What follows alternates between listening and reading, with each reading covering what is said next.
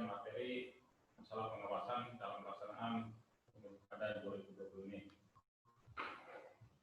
Pertama-tama saya panjatkan puji syukur kehadirat Allah Subhanahu wa taala bahwasanya pada kesempatan ini kita bisa melakukan kegiatan penyampaian atau materi masalah pengawasan, walaupun caranya yang digunakan terlalu ribet. Jadi barangkali yang berdebat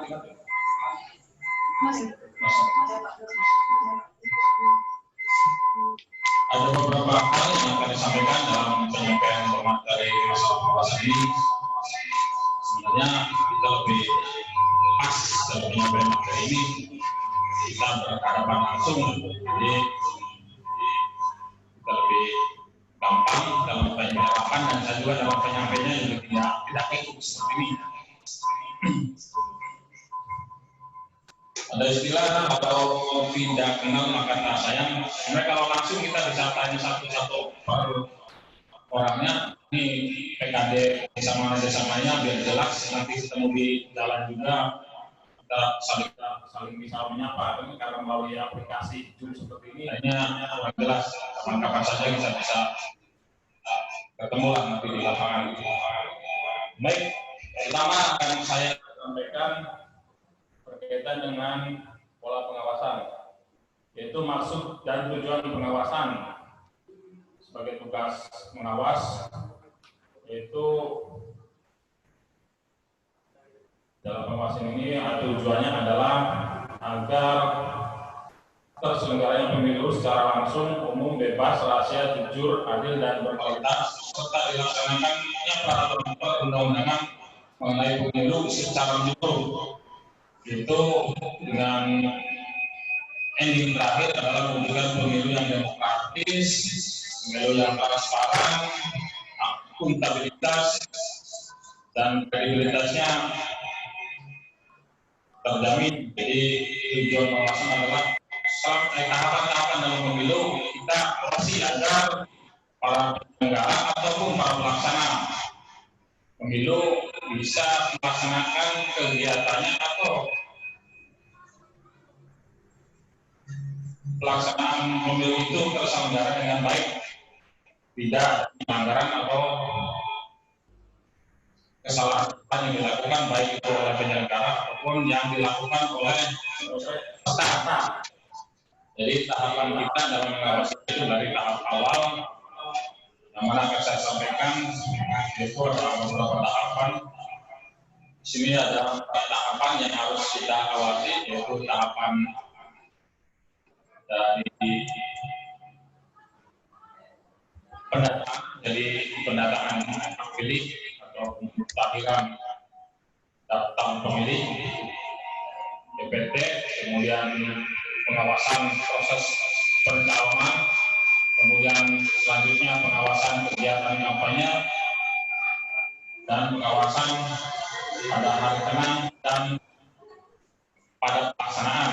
Jadi ada beberapa tahapan yang harus kita awasi, dan semuanya itu kegiatan harus terlaksana dengan sesuai dengan aturan, tidak adanya pelanggaran.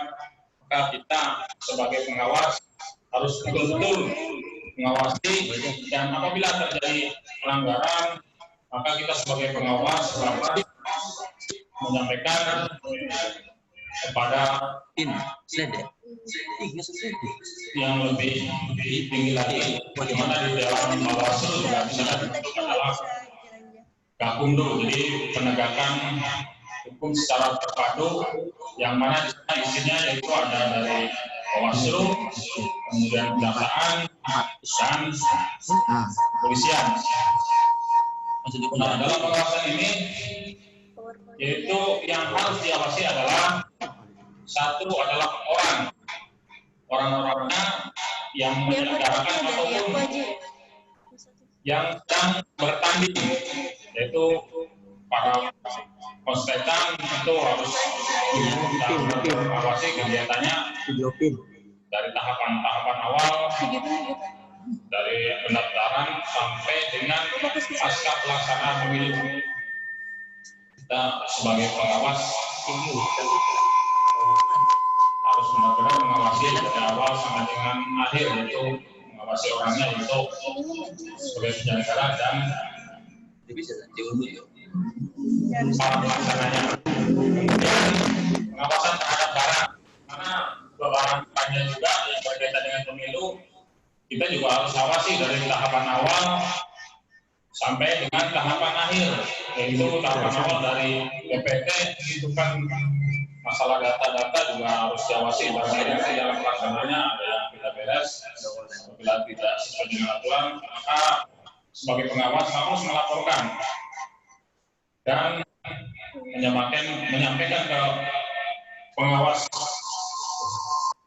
tingkat kecamatan, dan tingkat kecamatan juga akan menyampaikan ke Bawaslu kabupaten. Mungkin kalau itu terjadi pelanggaran maka akan proses di sana, akan melakukan rapat bersama menentukan apakah pelanggaran yang berat atau ringan. Jadi yang menentukan adalah yang di kabupaten, karena di sana ada Bakumdu. Apabila ada pelanggaran maka hasilnya adalah administratif dan yaitu maka dilakukan proses penyidikan tindak pidana pemilu, di mana di situ juga ada di Bakumdu juga ada kejaksaan dan kepolisian. Jadi kita sebagai pengawas tingkat desa, tugasnya adalah mengawas semua kegiatan yang terjadi di desa dari tahapan awal sampai dengan tahapan akhir. Baik, saya akan jelaskan intinya dari awal sampai dengan materi oleh Panwaslu Kabupaten. Mungkin nanti kalau sudah berjalan kita hasil lagi saja, karena sambil belajar, walaupun saya dulu pernah jadi ketua Panwas, karena sudah lama hanya saling belajar saja. Di depan saling berdiskusi. Apalagi nanti dalam kegiatan ini ada yang kurang jelas, mungkin saya lebih tanyakan dengan berjalan. Saja dari strategi pengawasan. Di mana dalam strategi pengawasan ini yaitu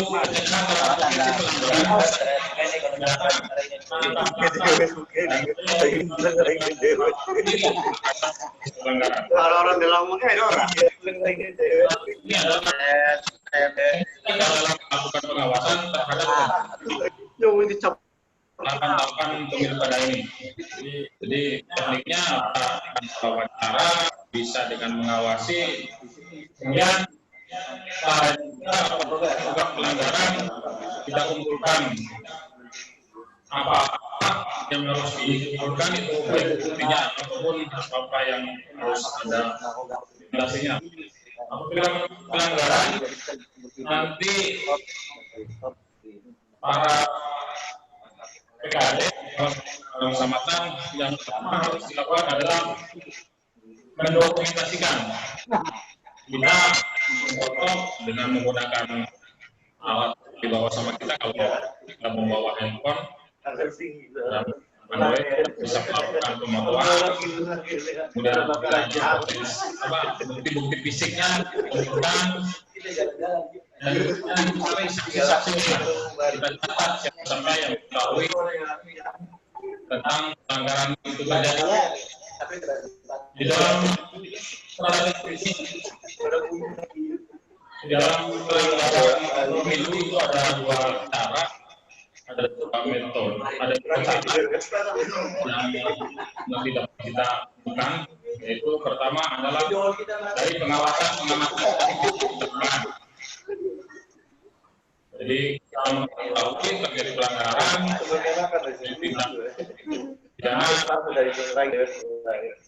jadi kita langsung untuk melakukan pengumpulan bahan keterangan dan bukti sehingga nanti itu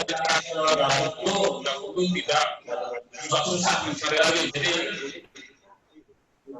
kita sebagai pengawas kita harus tahu persis apa yang harus dilakukan. Kemudian dalam dari masyarakat dari salah satu prosesan yang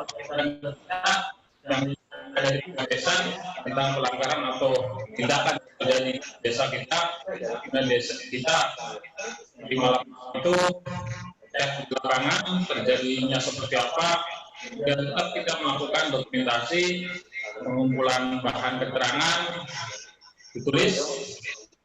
Jadi apa-apa pelanggaran terjadinya siapa, kita mengacu tetap 7K. Kalau di itu 7K. Bagaimana apa yang tadi bagaimana dan bagaimana biasanya dalam sini kalau waktunya dengan waktu 1 jam mungkin kurang jelas, nanti kita sambil berjalan saja. Kita bisa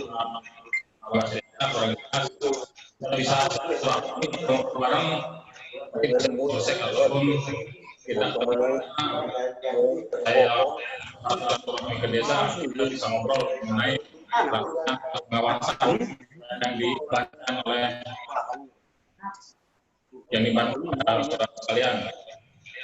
Kemudian sudah orang itu biar orang itu yang harus diawasi dari data, kemudian pengawasan proses percalonan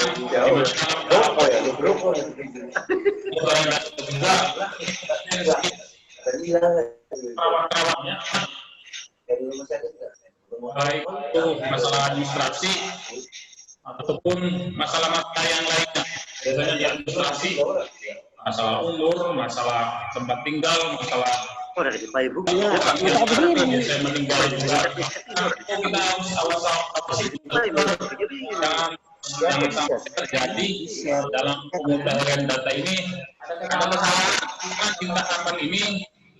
Kawan tinggi apabila di dalam pelaksanaan pemutaran data ini tidak benar, maka akan terus berkepanjangan dan bisa jadi terjadi proses yang panjang yang akan menguras tenaga kita. Kemudian bukan kita saja, mungkin sampai ke tingkat kabupaten, baik dari pengamanan maupun petugas yang juga akan kekurangan apabila dalam tahapan pertama ini tidak benar. Maka kita sebagai pengawas harus betul-betul mengecek benar atau tidak dalam pemutaran data ini. Makanya saya tadi katakan bahwa pengawas ini bukan berarti pengawasan saja, baik pelaksana maupun peserta, juga masalah administrasi juga kita harus mengawasi. Jangan sampai ada kesalahan sedikit pun, karena apa? Dengan ada kesalahan sedikit saja, nanti saat pasca itu akan sedikit yang menyebabkan akan terjadinya protes-protes. Tetap nanti akan disalahkan oleh pihak-pihak yang lain terhadap pengawasannya kurang tajam. Maka dalam tahapan ini rekan-rekan sekalian harus benar-benar. Kemudian yang kedua adalah pengawasan proses pencalonan, di mana adalah pencalonan ini menurut informasi yang saya lihat berkembang sekarang, yaitu ada dari partai politik, di mana adalah ketentuannya dari partai politik itu 21 kursi, kalau nggak salah 21 kursi itu bisa mencalonkan satu pasang. Kemudian ada persoalan di mana tahap sekarang di desa itu ada udah dari PPK adanya tahapan verifikasi dalam persoalan sekarang dari pengawas desa juga mulai harus eksis mengawasi masalah verifikasi ini. Karena apa? Apabila dalam verifikasi ini tidak benar, akan berpotensi keributan ataupun protes-protes yang akan mengganggu jalannya pelaksanaan kegiatan pilkada ini.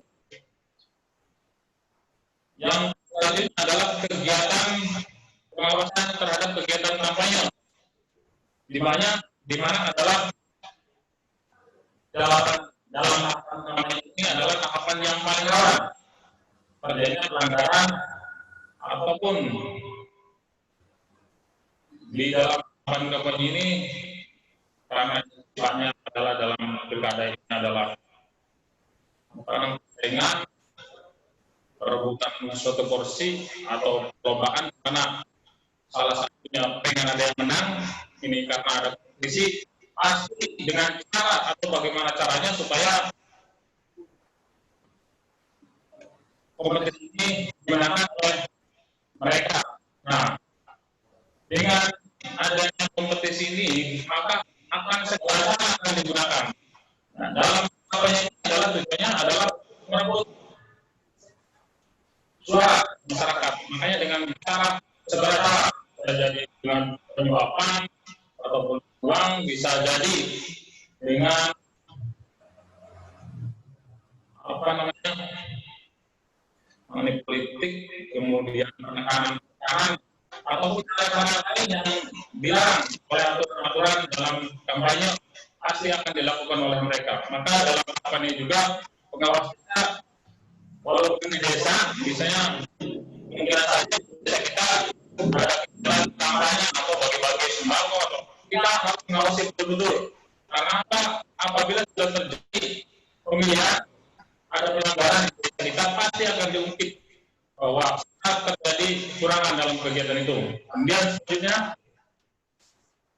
pengawasan pada hari tenang dan rekapitulasi suara.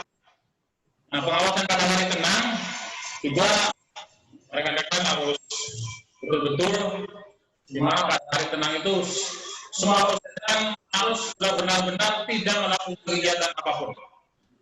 Tenang, biasanya 3 hari sebelum pelaksanaan, pada hari tenang itu masing-masing peserta sudah harus tidak ada kegiatan kampanye ataupun upaya-upaya untuk mencari dukungan.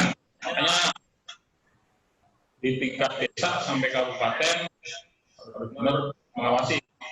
Kayak gambar-gambar, pamflet, baliho itu juga harus diturunkan pada waktu hari tenang ini. Kenapa?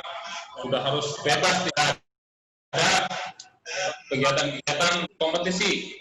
Kita kegiatan melaksanakan kegiatan yaitu persiapan pelaksanaan pencoblosan. Jadi pada hari tenang ini kita di tengah desa harus clear, tidak terjadi kegiatan-kegiatan yang berbau kompetisi.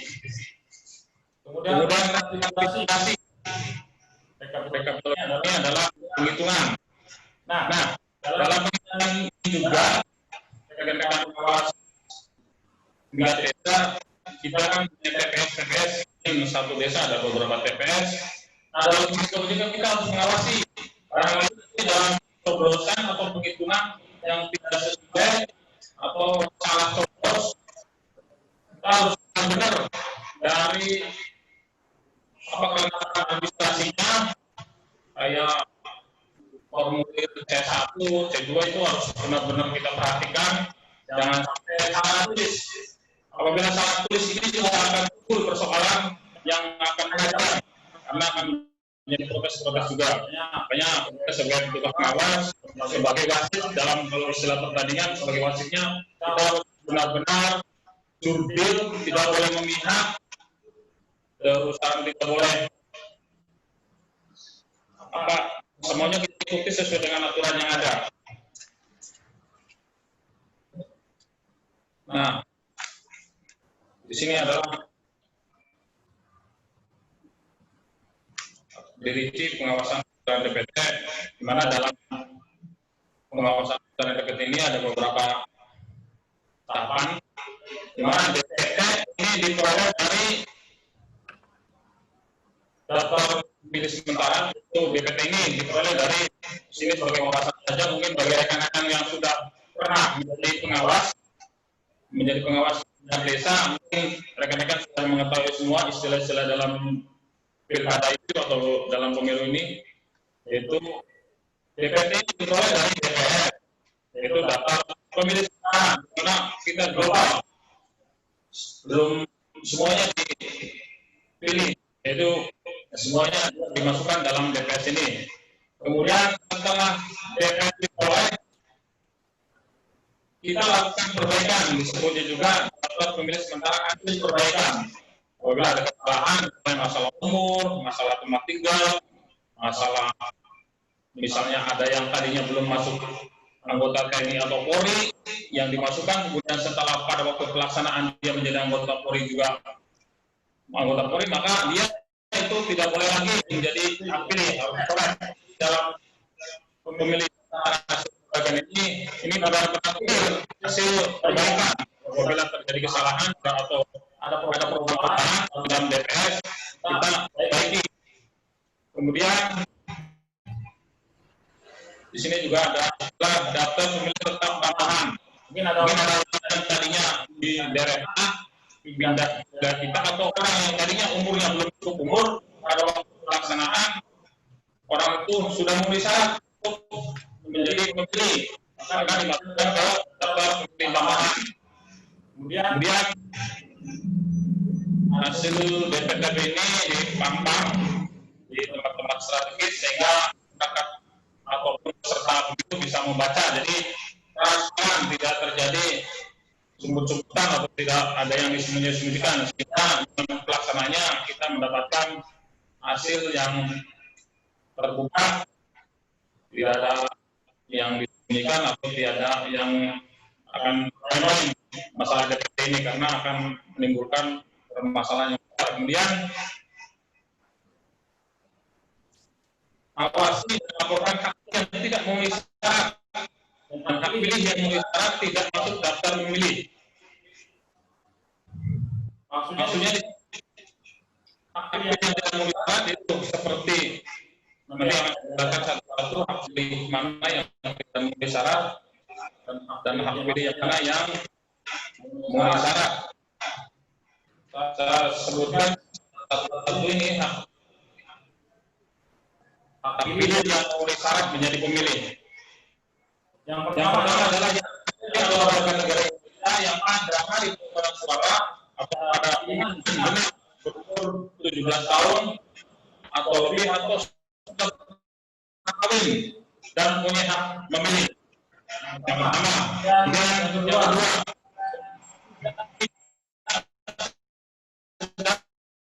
terganggu jiwa atau ingatannya, atau orang yang tidak dapat, tidak, karena ini orang tidak sedang terganggu jiwa. Orang yang berbagai putusan pengadilan yang telah mempunyai kekuatan hukum tetap. Mana orang yang sedang dicabut hak pilihnya berdasarkan putusan pengadilan, ini juga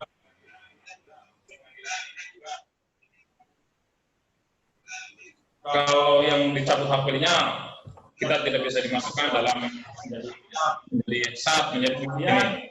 Kemudian berdomisili di daerah pemilihan yang digunakan dengan kartu tanda penduduk elektronik.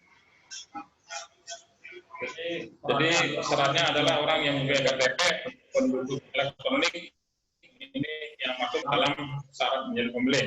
Selanjutnya adalah dalam hal pemilih belum punya kartu tanda penduduk elektronik dan dapat menyelenggarakan urusan kependudukan dan catatan sipil setempat.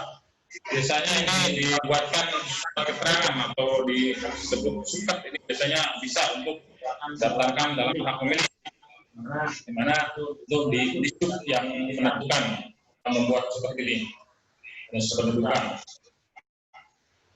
Nah, kemudian saya tadi orang yang tidak sedang anggota tentara, misalnya di mana TNI dan Polri itu tidak boleh memilih, tidak boleh dimasukkan ke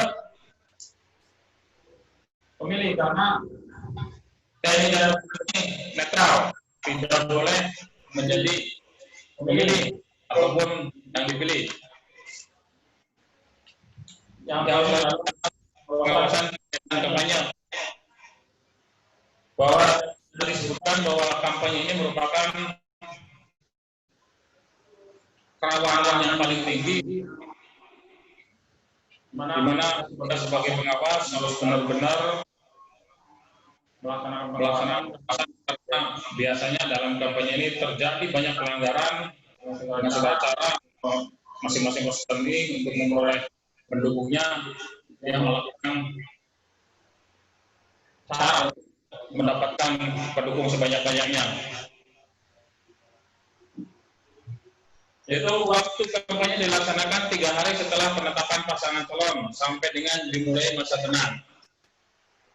Nah, setelah waktu ini biasanya diumumkan. Jadi setelah pasangan calon ditetapkan, biasanya setelah 3 hari pasangan calon ditetapkan, maka di sini di urutan-urutannya akan dilaksanakan kampanye. Kemudian kegiatan kampanye dilaksanakan oleh partai politik atau gabungan partai politik, pasangan dan alat tim kampanye terdiri dari kegiatan pertemuan terbatas, pertemuan tatap muka, dialog, ini bentuk penyebaran bahan pada umum, pemasangan alat peraga, bentuk kampanye. Kegiatan lain yang tidak melanggar kampanye seperti rapat umum, kegiatan kebudayaan, seni, hari raya, konser musik boleh, kegiatan olahraga dalam kampanye itu boleh, kemudian kegiatan perlombaan, kegiatan sosial kayak model bajar, donor darah, atau ulang tahun, atau melalui media sosial. Kemudian kampanye, ini kampanye yang dilakukan oleh peserta calon yang tadi saya sebutkan. Kemudian kampanye yang difasilitasi oleh KPU, provinsi ataupun kabupaten, yang memiliki biasanya dilaksanakan debat terbuka, di mana dilaksanakan yang mana disiarkan melalui media sehingga banyak penontonnya. Nanti yang melaksanakan biasanya di KPU kabupaten. Penyebaran kampanye umum ini biasanya bisa melalui medsos, bisa melalui pamflet ataupun balik gambar-gambar itu stiker dan lain sebagainya. Karena semasa kampanye iklan di media elektronik, hanya melalui iklan televisi, radio juga dilaksanakan. Kita tetap sebagai pengawas harus mengawasi betul kegiatan ini melalui desa. Barangkali nanti dalam kegiatannya ada kata-kata yang tidak berkenan atau menimbulkan timbul persoalan sara ataupun permasalahan dan lain sebagainya sehingga menimbulkan gangguan keamanan. Ini pengawas benar-benar mengawasi dalam kegiatan kampanye ini.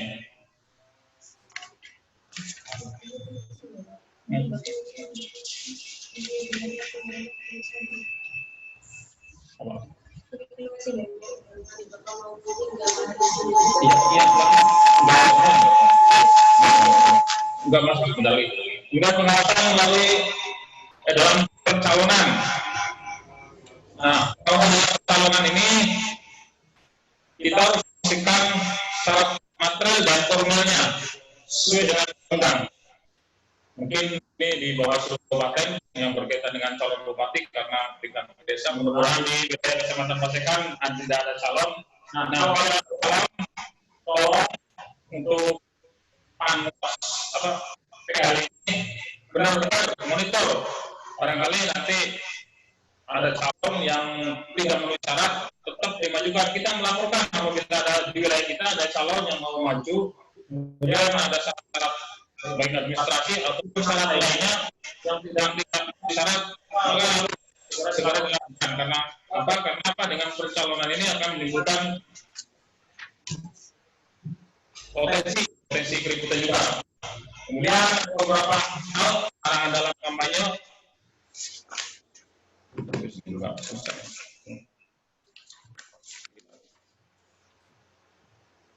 itu ada beberapa item. Mungkin bagi rekan-rekan yang sudah melaksanakan pengawasan mungkin sudah hafal bahwa persoalan negara dan undang dasar negara Indonesia tidak boleh disoalkan. Kemudian menggunakan tempat ibadah mungkin sudah jelas satu-satu, sudah tahu semua. Tidak boleh menghina agama, suku, ras, golongan, dan melakukan sehingga tidak boleh melakukan pawai di sini. Arak-arakan kampanye itu tidak boleh melakukan kampanye arak-arakan. Kemudian Pejabat juga tidak boleh melakukan kegiatan kampanye seperti misalnya pejabat kalau dari kabupaten bupati, camat, kepala desa juga tidak boleh. Kalau di desa mungkin apabila ada kepala desa yang melakukan kegiatan kampanye, maka siapa itu dokumentasikan dan segera laporkan. Kemudian kegiatan kampanye yang dapat mengganggu keamanan pribadi.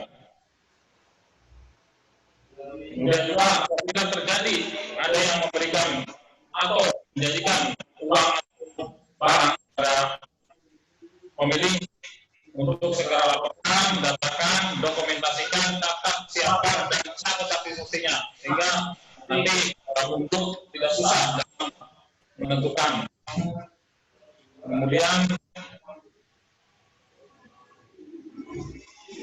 nah juga tidak boleh sampai itu kan itu dijadwal, tidak boleh kampanye itu di luar jadwal yang sudah ditentukan. Karena apa? Jadwalnya sudah dibagi, sehingga misalnya sudah dijadwal pada tanggal itu, tapi yang terus melakukan kampanye pada waktunya orang lain itu kena dis di tidak terang. Dan tidak boleh dalam kampanye menganjurkan penggunaan kekerasan atau mengambil alih kekuasaan dari pemerintahan yang sah. Nah, kemudian kalau hari tenang itu berlangsung 3 hari sebelum pemungutan suara. Memastikan tidak ada kegiatan kampanye yang saat disebutkan, baliho segala macam sudah harus bersih pada waktu hari tenang. Dan memastikan tidak ada kegiatan kampanye dalam bentuk apapun. Nah, kegiatan ini lebih penting lagi, saya akan sebutkan dalam pengawasan pada waktu pemungutan suara. Satu, memastikan warga negara masyarakat pilih dapat memilih di tempat pemungutan suara yang ditentukan. Kemudian memastikan setiap pilih hanya dapat memilih untuk satu kali. Boleh bawa yang sudah memilih berikan tanda biasanya dengan tinta sehingga orang ini memilih kelihatan. Nanti suatu saat balik lagi jadi ada bekasnya. Oh, kalau itu barangkali ada yang sampai 2 kali pulang kali ke TPS. 3, memastikan penyelenggara pemilu tingkat TPS atau KPPS mengawal TPS melaksanakan tugas sesuai dengan perundang-undangan. Ini wajib petugas harus perundang-undangan. Tidak wajib aturan. Petugas harus sesuai dengan aturan. Apabila ada daerah atau penyalahgunaan wewenangnya, hingga tidak ada praktek politik berundang-undang bahwa tidak boleh adanya politik uang pada waktu pemilihan. Biasanya kasih uang itu untuk melodi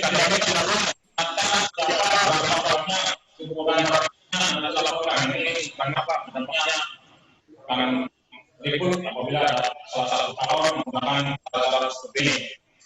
Kemudian kita tidak adanya pengawasan tekanan yang dilakukan oleh siapapun terhadap pemilih maupun petugas penyelenggara pemilu di tingkat TPS yang menggunakan salah satu pasangan calon. Saya waktu bertugas di televisi ada beberapa kelompok menekan sesungguhnya salah satu calon, maka kita juga tidak menutup kemungkinan ada orang yang maksa atau menekan supaya salah satu mana. Itu adalah punya tingkat desa benar-benar betul. Kemudian memasang laksanakan suara dilaksanakan belum tanggal 13 dan tidak jangan ditambah oleh petugas PPS. Kita tahu sekali dilaksanakan 13 kemudian berita harus jelas menangani ini oleh semua KPS di TPS itu. Kemudian kegiatan betul lain boleh dikosong sampah sekitar 11.00 udah harus melakukan hitungan karena besar kita evaluasi lagi yang di nomor 1 ini dalam pemeriksaan pengelolaan dengan video yang dilakukan oleh KPS. Kita bagi satu jadi harus jelas sama-sama kita sebagai awasi maksudnya hasil perhitungan data kita menghitung kalau dalam tes itu ada berapa pilihnya yang apa itu tidak dibelajar jangan sampai ada suara dia dalam jadi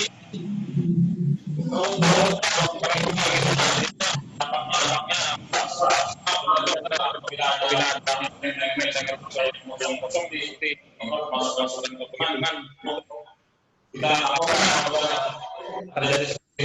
Kemudian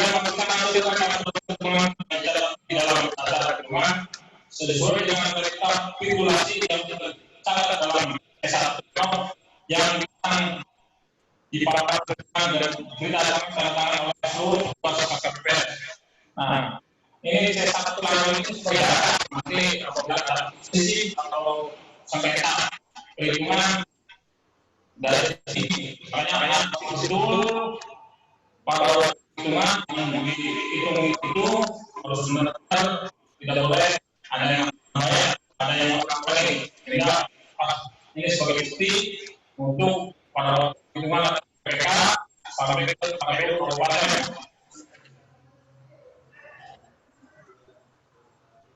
Kemudian melakukan pengawasan kegiatan kandidasi suara. Satu, memastikan suara dengan TPS mampu dikirim ke PPK. Kalau sudah di TPS sudah selesai, tugas pengawasan desa itu harus ikuti nyampainya ke kecamatan suara itu. Kemudian memastikan suara di TPS sama dengan diusir dari rekapitulasi PPK. Tadi tidak ada posisi di TPS jumlahnya 80 sampai PPK juga harus 80. Kemudian beri acara memberikan selalu PPK. Nah, dalam acara ini harus benar-benar jadi semua petugas PPK harus menandatangani hasil penghitungan ini sehingga nanti dalam kesaksiannya apabila terjadi sengketa lebih mudah. Kemudian pertemuan suara pertemuan selebrasi kirim ke KPU Kabupaten. Mungkin itu saja nanti kita bicara apabila ada kekurangan karena waktunya ini masih banyak materi yang diperlukan kan. Kita berjalan. Ini ada pertanyaan-pertanyaan.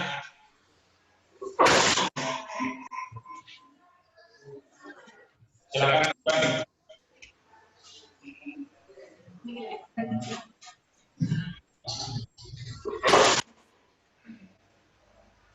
Ya, ini dibuka untuk diskusi. Jadi barangkali rekan-rekan di sini ada yang ingin disampaikan atau ada yang ingin bertanya, mangga untuk melambaikan tangan.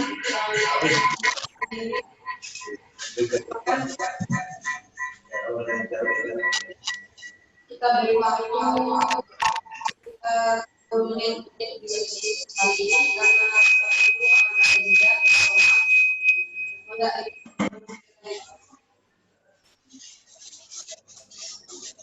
teman KD adanya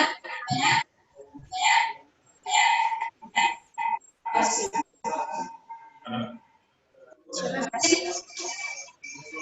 Ya. Terima kasih, Unai.